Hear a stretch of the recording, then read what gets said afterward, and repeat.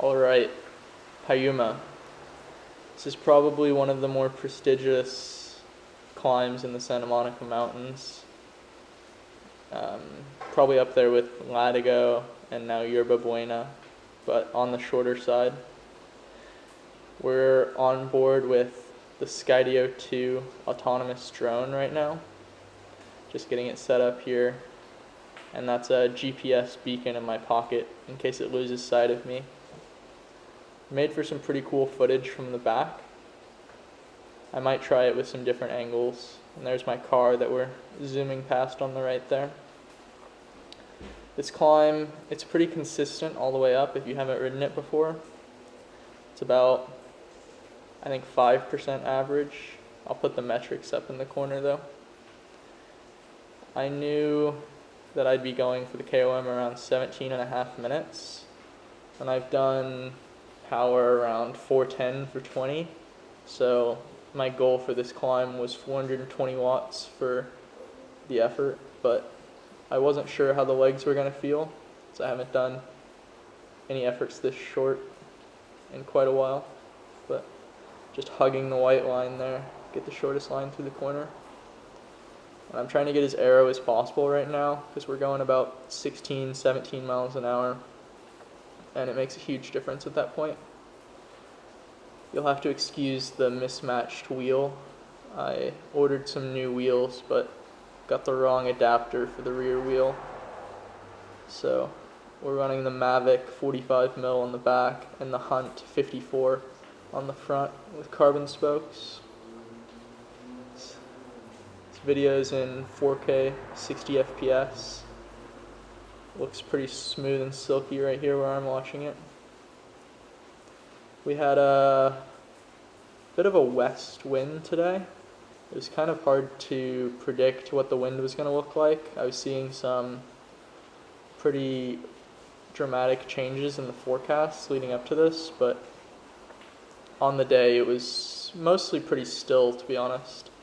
You're pretty sheltered coming through this canyon, but unlike some of the other climbs that come up from the PCH going north, you don't really need a specific wind for this climb. You see the heart rate's already up at around 167. I pretty much never see heart rate above 180. I've seen 190 before, but it takes some pretty extreme circumstances to get up that high. I'm spinning a pretty high cadence, 95 RPM, spin to win, as I always say. I like picking a later time in the day for this climb because you get shade for most of the way up. Makes a pretty big difference on the perceived temperature, but we're just about to crest 170 beats per minute. At this point I was feeling pretty good, and I could see on the Strava Live segment that I was holding about even with Phil's time, but I wasn't sure how that would hold up higher up based on wind conditions. I'm wearing the Starlight Apparel one-piece suit. It's a little bit big for me, but I'm working on getting a size down in the future, hopefully, as we get down to race weight. This corner feels surprisingly fast, going up 19 miles an hour, holding that white line. Feels fast for going uphill. You see there's a decent amount of traffic right now. Usually on Sundays you get a bit less, but Saturday you get a lot of joyriders coming up here. We see a few cyclists on the way up as well, but I'm pushing some pretty decent watts right now just because you can see the speed's down at 12 miles an hour. And I knew to take the KOM I'd be averaging around 16. So whenever I'm pacing an effort like this, I have a pre-decided average watts, but I'll always go over that on the steeper, slower sections. And it's more important to look at speed than power a lot of the time. I say I would usually look at power to hold myself back, especially on a flat section. You don't want to be doing watts around your desired average if you're going over 20 miles an hour. You're just losing a lot of efficiency with the drag. I've got 36 centimeter handlebars. You'll see I'm keeping my hands on the hoods, elbows bent, trying to get as narrow as possible. I changed out my handlebars recently, but stuck with 36 wide, just went to a 110 mil stem. Oof, 460 watts there, up through that section. Feeling pretty decent through here. The road is pretty rough, but just trying to pick the best line through. I think I'm running around 80 psi, but my tires are leaking currently, so it's hard to be sure. But it's a new tubeless setup. I haven't had issues in the past, but recently it's just been causing me a lot of problems. You can see I'm not getting out of the saddle at all. I do normally riding. I'll get out of the saddle a lot just to stay comfortable, but for an effort like this, you're really losing a lot of aerodynamic efficiency if you're getting out of the saddle, so I try not to unless the speed's under like 12 miles an hour. You see there's a long stretch going this direction, and then we'll switch back and go the other direction for the rest of the segment. It's debatable, maybe a west wind would be fastest up here, but I think based on my experience, probably still day is the best you can hope for. See the powers come down here a little bit. We're going over 20 miles an hour. I kept it in the little ring just to make sure I wasn't doing too much power and to avoid the risk of any kind of chain dropping or anything. I think I get the most advantage over someone like Phil on a section like this where I can stay nice and narrow. Just saying hello to my fellow cyclists there. Look at that view of the mountains going out that way.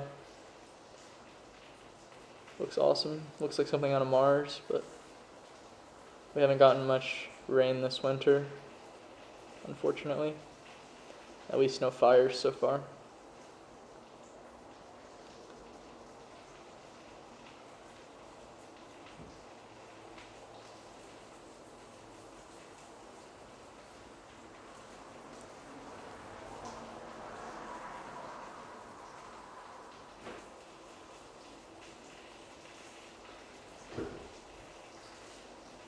That's the 4 kilometer to go mark. Thank you to whoever put those markings on the road to tell me how much further it is. It's on a few climbs out here, but sometimes it helps, sometimes it hurts. I think today was pretty helpful. Obviously I have all the data in front of me, but it's still nice to see it. I think this guy was going for the no helmet KOM today on that hybrid. I saw him on the way back down as well. See, the climb's nice and sheltered here.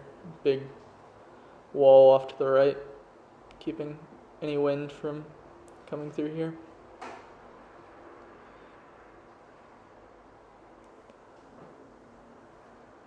At this point, I started to believe that I might actually be able to take the fastest time. Going into this, I really did not expect to be able to. It's always hard to tell with these climbs. Phil's power can be a bit off sometimes. I think some of his power meters over the years might have been a little bit inaccurate. I'm using a Stages dual-sided Dura-Ace power meter. It's crank-based. I've used the same thing pretty much the whole time I've been riding. Used to have left side only Ultegra, but upgraded to this recently. This is the first day as a new unemployed man. My internship at Zwift ended the day before this on the Friday, so I was just vibing here.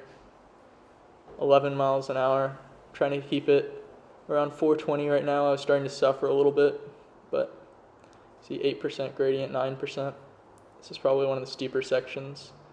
This climb is pretty easy to pace for the most part because you know it's going to be consistent going up. There's just that one pretty flat section towards the beginning, and then there's another bit of flat at the end, but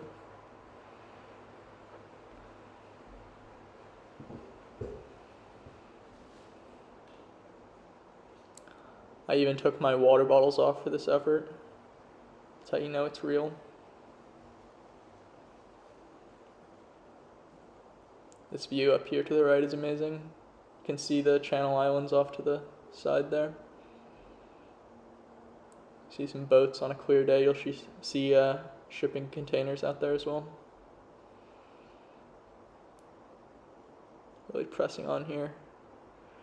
Just trying to stay consistent around 420, 430. I think I swiped over to look at the live segment a few times, but for the most part I was keeping it on the lap-based power. See another view there to the right. It's the ocean. Some guys feeding some birds or something there. Not sure what was going on. Just trying to keep the head down, keep suffering. 174 beats per minute. Pretty much never see heart rate like that, but normally for these efforts I'll just ride out, do the effort on my own, but in order to get the drone footage I had to drive out, make sure it could get enough batteries and everything. If you're wondering how I managed to get the drone back down, I went up beforehand and left a backpack at the top to stuff it inside. Ooh, power's coming down a little bit right here, but it's a slightly flatter section. I was scared that truck was going to wipe out my drone. It has a safety setting, so it won't go below 8 feet, but I think that truck might have been 8 feet. Doing a really good job of staying with me, though. I think the back view can get a little bit boring, but it just kind of scares the crap out of me when it's flying in front of me and dodging signs and telephone poles and everything. This is just such a brutally consistent gradient right here. 109 RPM. I think it's important to be able to have a flexible cadence range to avoid too much lost time shifting. Have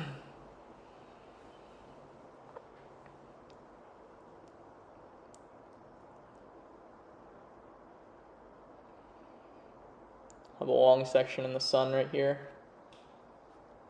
which is not ideal, but it was a pretty cool day. I think it was only around 70 degrees at the warmest. Once we're out here in the heat of summer, climbs like this will be a little bit harder, but you can adjust. There's that truck again, another awesome view of the ocean. Jealous of whoever's house that is. You can see I really need a haircut from this angle. That quarantine life. My last haircut was given by yours truly. Oh, 2K to go. Oh, and Elizabeth. She helped on the back for sure. A little bit helping hand. I honestly wasn't feeling that bad at this point, but I was scared I was going to blow up. I knew we were pretty close, but it's always hard to know how to pace something like this, but oof. Anytime I'm over 420, that's a big effort for me. I've been pretty much just training low sweet spot, high tempo, aiming for some longer climbs, like hour, 2.5 hours. I'm really trying to get specific for Haleakala. Out in Maui, try to hold 340 the whole way up. So haven't really been doing any VO2 max type work, which is what this is over threshold, but I think maybe later in the summer, if I want to get some of Phil's other KOMs that are under 20 minutes, like stunt, might have to do some VO2 intervals. Should be fun, but for right now I'm getting by on pure endurance for the most part. A couple of Zwift races, those get kind of hard sometimes. I think 175 beats per minute. I think this is maxing out right now. Oh, drone got a little bit stuck there, but kept with us. It can fly up to 36 miles an hour, so if we do find some climbs that have a faster section, it should be able to stay with us.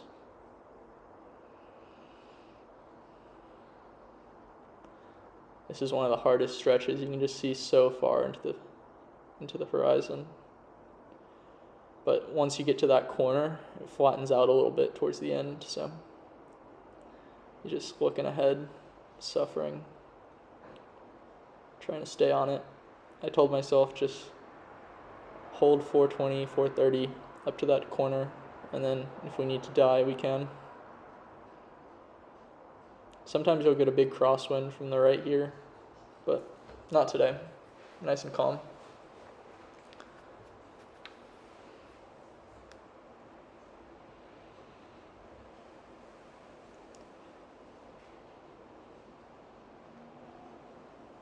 You can see the silhouette of the drone. At 1K to go. Almost there. I'm really pressing on, trying to just get over this last little rise here. 176 beats per minute.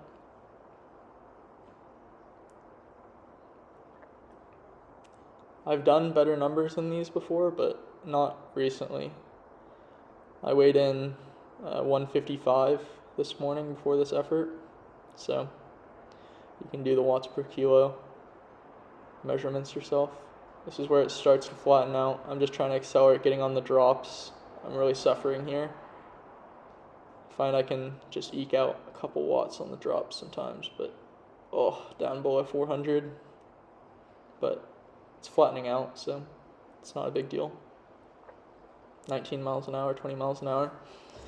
Don't need to worry about the power quite as much, but it does kick up a few more times towards the end. I think I looked at the live segment and saw I was about even going into that last straight section, so I knew I had to just stay on it through here. 500 to go. I think I probably took a good amount of time back through here, just getting aero. There's a huge pothole right there you have to dodge. It's never fun to do when you're in the red. Now I'm just praying for this end to come. I think the drone beeped at me that it was about to run out of battery right around here, but luckily it made it all the way to the end.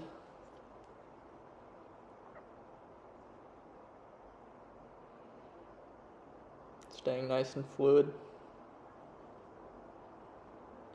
I think in hindsight I probably paced this about perfectly. It's a nice negative split. But again, I really didn't expect to get the KOM. I was just coming out here to make a fun video, but definitely makes it better. Heart rate's peaking right here at the end. Someone's drawn this yellow line here. I'm in the drops, just trying to get to the finish line. There we go. I hit lap on the Garmin, and then it comes up with the live segment telling me that I got it. 10 seconds. There's the celly.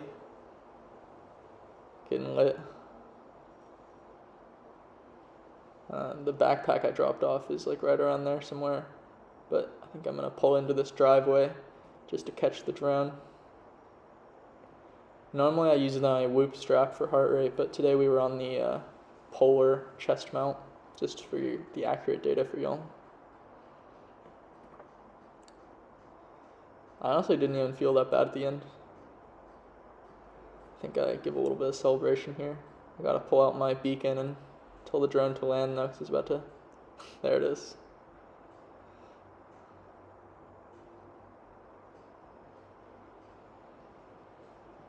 Gotta catch it. Whoop. Alright. Oh, little nip shot. Thank you.